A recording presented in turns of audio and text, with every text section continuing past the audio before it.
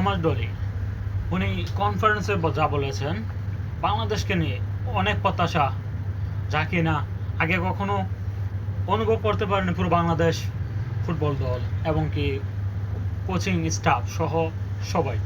এখন আমাদের যে প্রত্যাশাটা রয়েছে সেটা হলো গিয়ে আমরা বিশ্বকাপ খেলবো। তার জন্য আমাদেরকে একটা সিরিজ প্রয়োজন ছিল, তবে তা হবে না, কারণ সামনে এশিয়ান কাপ। ওই জায়গায় আমরা এন্ট্রি করব, আমরা আমাদের সেরাটা দিয়ে দলকে উৎসাহ করব এবং কি দেশের জনগণকে ভালোবেসে এই কাজটা করব। কারণ আমি দেখেছি বিগত ফুটবল ম্যাচগুলোতে বাংলাদেশের দর্শকরা অনেকটাই মায়া ফুটবলের জন্য, যা কিনা একটা দেশের জন্য, একটা ফুটবলারের জন্য খুব আনন্দদায়ক, একটা উপভোগ করার সময়।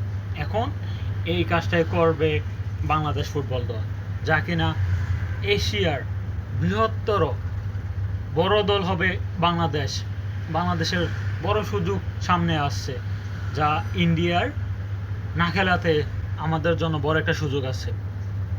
তাই আমরা চাই এই ফুটবল দলটাকে আরও সুন্দরভাবে এগিয়ে নিতে, যার জন্য আমার যা কিছু করা প্রয়োজন আমি তা করব। দরকার হলে ভালো প্লেয়ারদেরকে বসিয়ে খারাপ প্লেয়ারদেরকেও যোগ দেব যদি প্রয়োজন বোধ মনে করি। আমি চাই বাংলাদেশ ভালো খেলুক, বাংলাদেশ ভালো খেলে বাংলাদেশ বিশ্বকাপ খেলুক। যেমন মিশর যদি খেলতে পারে, তাহলে আমরা কেন খেলতে পারবো না?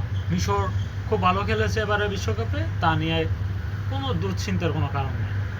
প্রবাসীরা খুব ভালো খেলে, যেমন হামজা, ফামিদুল এবং যারা নতুন আসছে বা আসতেছে তাদেরকে বড় একটা সুযোগ দেওয়ার প্রয়োজন দেশকে বাঁচাতে হলে।